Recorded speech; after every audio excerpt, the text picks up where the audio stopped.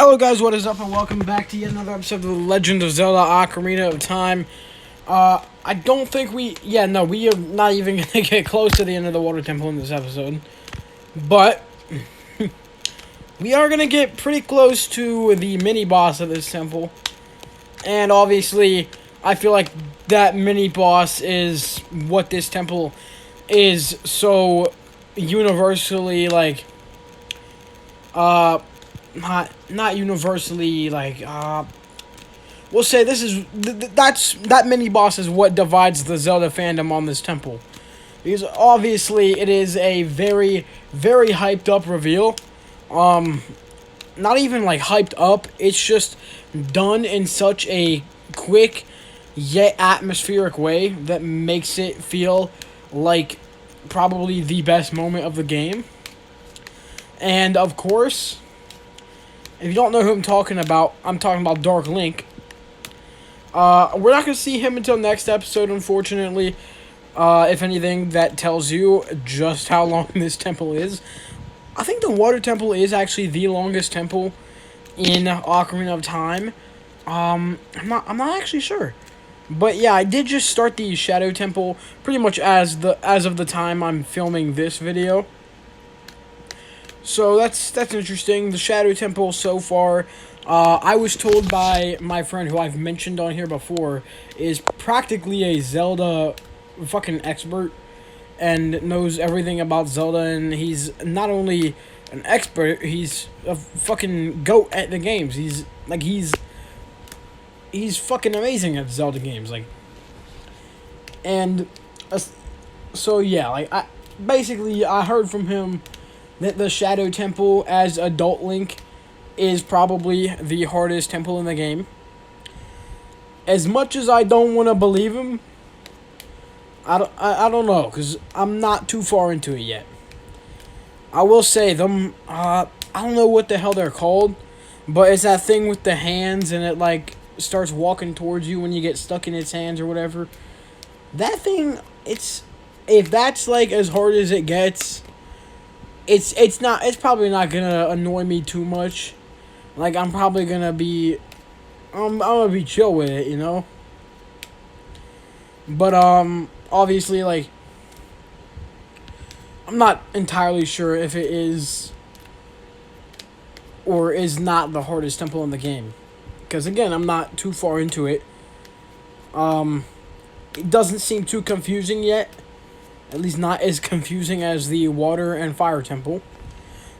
So if the difficulty is the factor that makes this a actually hard temple, then I don't think I'm gonna struggle too much, because so far I consider myself genuinely at least okay with the gameplay of this game, especially for playing on an emulator. I feel like I'm doing at least kind of like average for playing on an emulator. So yeah. Like, the actual fighting in this game, I feel like I've got it down.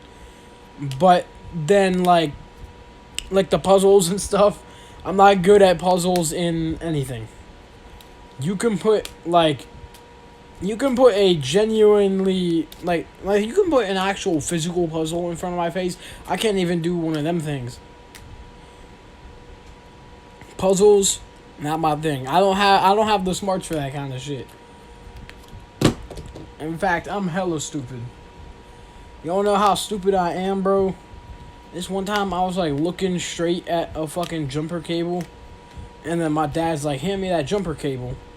And shit, bro, I ain't even like, I'm like, huh, where? It's yeah. I'm hella stupid, like, for real.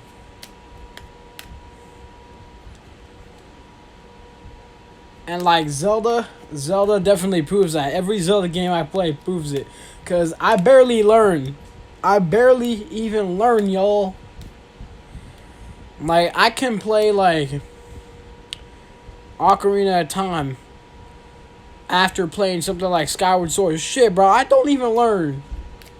I'm just that stupid, like, for real.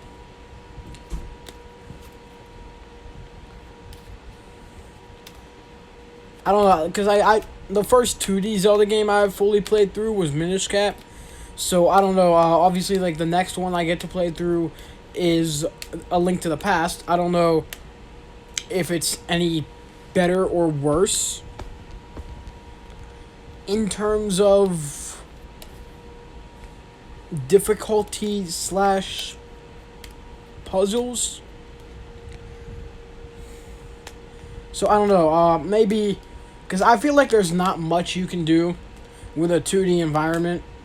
I guess I get to be either proved right or wrong when I do finally get to playing A Link to the Past. Which obviously I think that is going to be the next game that I do on this channel. Unless y'all want me to go with the Hero Succeeds timeline. Which I think the Hero Succeeds timeline is the timeline where oh shit, bro. That's the timeline where Majora's Mask is in. And obviously that's the like direct sequel to Ocarina of Time.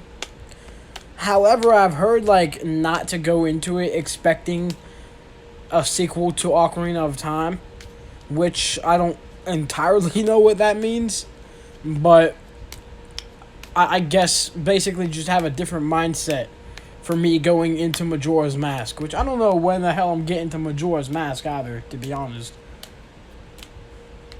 Yeah, I plan to play through every Zelda game, including the CDI spin-offs, and Cadence of Hyrule, and Triforce Heroes.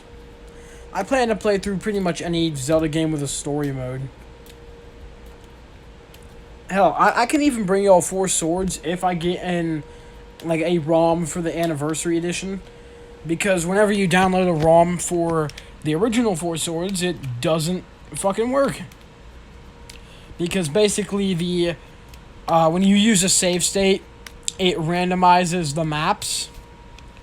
So, and yeah, that's what I've been saying. Like, that's a reason why I don't think Nintendo is gonna bring Four Swords to like their GBA online, because of the fact that it doesn't, it don't bring the,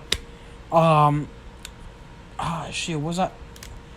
Like, it don't bring the damn. Man. All right. Let me think this over. It don't give you the Alright, I'm gonna just reword it entirely because I forget even what I was gonna fucking say at this point. It randomizes the maps, basically, and like if you use a save state, then it randomizes the maps after you load that save state, so both players can use a save state, both players can load the same save state, and they will be on entirely different maps. So unless Nintendo can somehow fix that bug and then port it over to their GBA online thing, I don't think we're gonna get Four Swords on the GBA online. Obviously, emulation is like probably the only way you can play that game nowadays, unless you actually go out, buy at least 2 GBAs, at least 2 link cables, and at least 2 copies of the game. And if I did that, I wouldn't even have a definitive way of recording the damn game, unless I somehow bought a version with like a mini USB port, which I don't even know where I would find a GBA with that. I don't know, does the GBA use like a charger, or does the GBA use batteries? I honestly have no idea. Because I think up until like the Wii U, they just used batteries. So I don't know. Obviously, like the NES and the SNES, they are wired controllers, but like their wireless stuff And their handheld stuff, I believe, just used batteries. Or no, because the Nintendo DS, that was like that came with a charging cord and everything. So, yeah, honestly, I have no idea. I might have to just Google that. But, and plus, I don't even know if it's like worth it to go out and buy a copy, like 2 copies of Four Swords, 2 link cables, 2 GBAs, and then plus a capture card. I don't know if it's even worth it for like a 3-hour experience, because like maybe back then it would have been worth it, you know, when you could buy all that shit for like the like $100 at most, and nowadays it's like 300 for a GBA, so that's like 600. Then God knows where the hell you're finding a damn link cable for them. So we're just gonna throw that at another like 200, and then obviously you need the copies of the games, which are probably the rarest thing.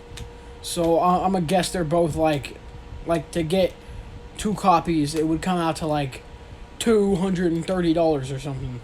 So like in total, you're really spending like over $1,000 on some just to play a 3-hour game. It's not worth it.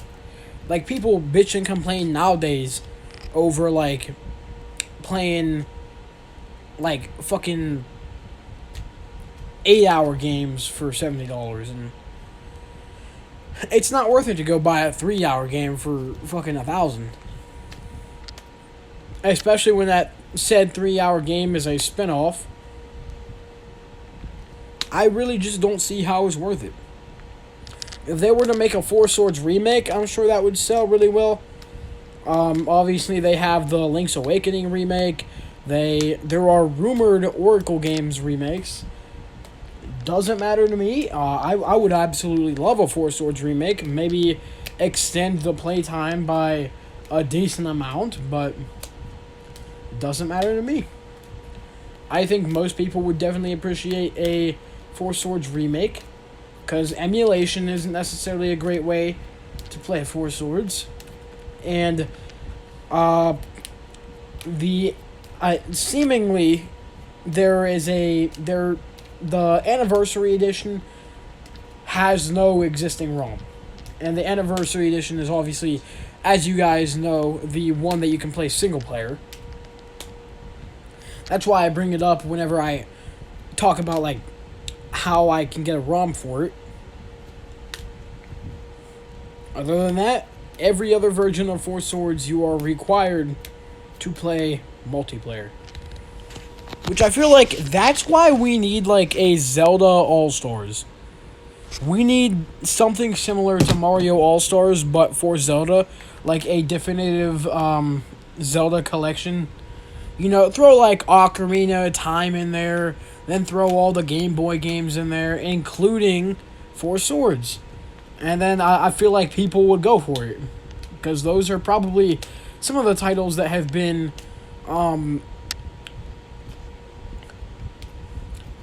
what's the right word? Shit. I don't even know, bro. Some of the titles that have been like taken care of the least. Obviously, I think Ocarina of Time and Majora's Mask, the only like modern version you can play is on the 3DS, and that was fucking 2 generations ago. So another like an Ocarina of Time remake would be nice. And you know, I feel like a Zelda collection is probably the perfect way to do that. Just throw in the N64 and then the GBA and like Game Boy shit. People would eat that shit up. You know what I'm saying? People would absolutely eat that up. People would go for that shit.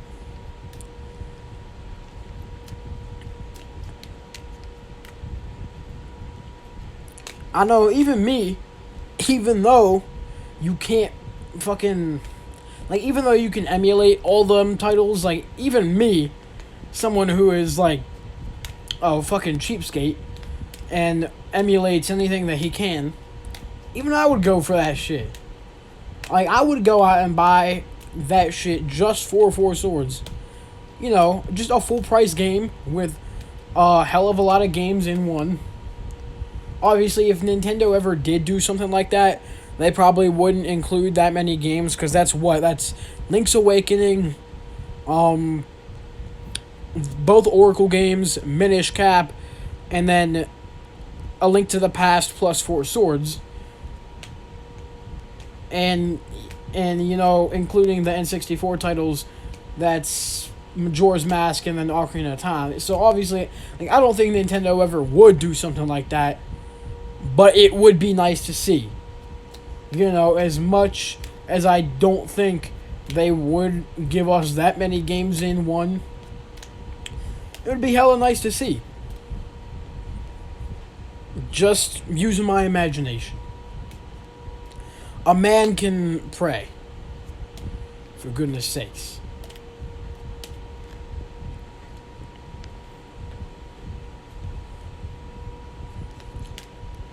I know, one thing I found interesting about the Zelda franchise is that there's, actually, Japanese exclusive titles that I personally had no idea existed.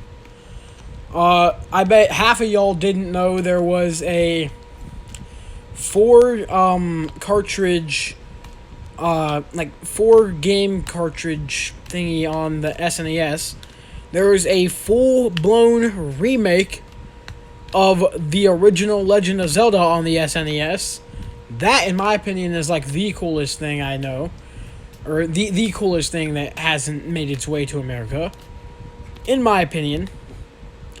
Because, of course, that is... to play a more modernized version of the original game, I feel like a lot of people would love that.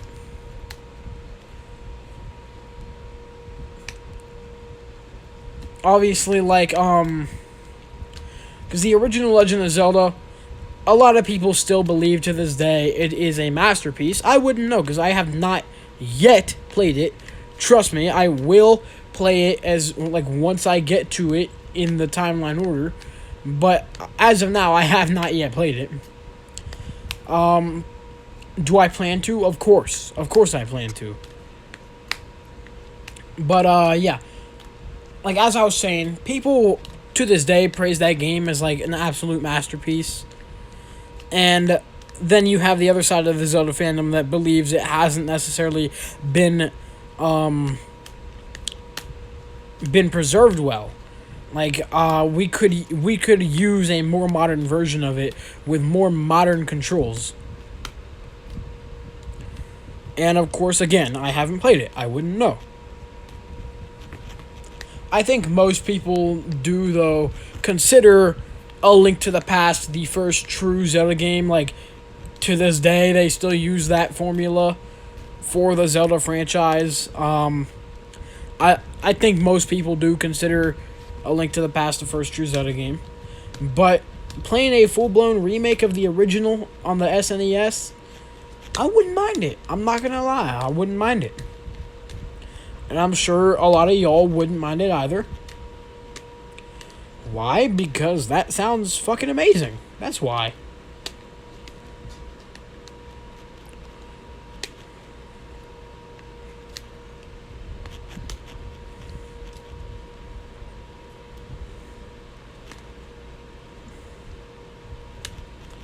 And obviously, I forget what the 4-part 4-cartridge game is called, but I feel like that on its own should tell y'all that that's probably a goated game for it to be that long on the SNES. Then it needs to be split into 4 cartridges. That is probably a goated game for real. Unfortunately, not only is it Japanese exclusive, it was only available for a short period of time, and by that I mean it's not compatible with your modern NES, basically. If you wanted to play that game nowadays, you couldn't, because you had to be, on a specific radio channel at a specific time or something like that to play it. That's essentially what it is, simplified. But, yeah. I feel like a modern remake of that, people wouldn't mind either. And hell, a lot of people wouldn't even know that it's a remake. So Nintendo could just put it out, be like, here's the new Zelda game, and then I'm sure nobody would mind. Because nobody would even know that it's like an old Zelda game that was Japanese exclusive. That's the only two I know of that have not made it their way over to America. I'm sure there's probably more.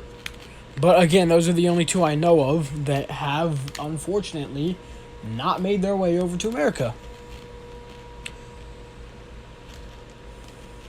I know there is like a Mario game. Well, there's...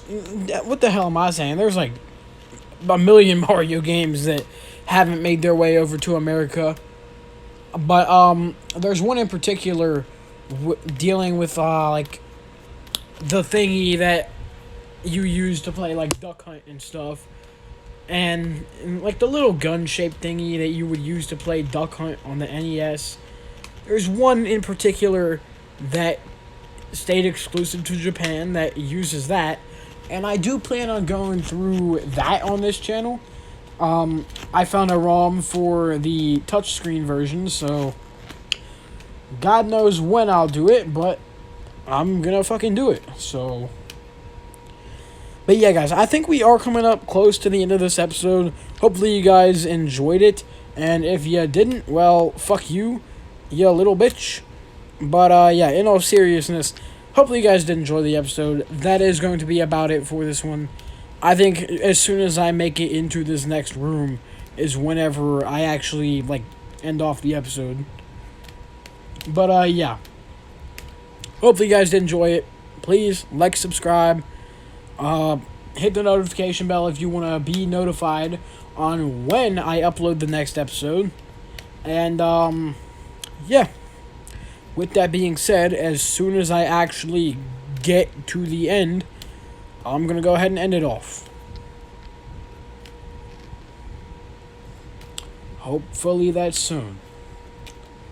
I'm waiting. I'm waiting. I'm waiting. I'm waiting. Shit, bro, I kind of suck at this game.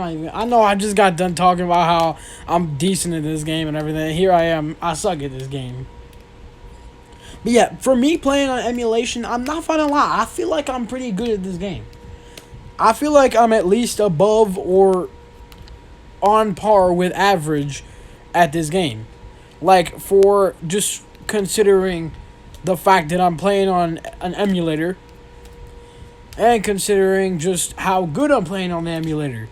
Like, if I had actual modern controls to play this with, you bet your ass I'm gonna be goated at this, bro.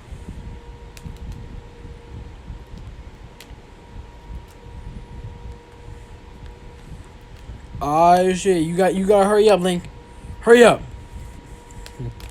Daddy Link, for real.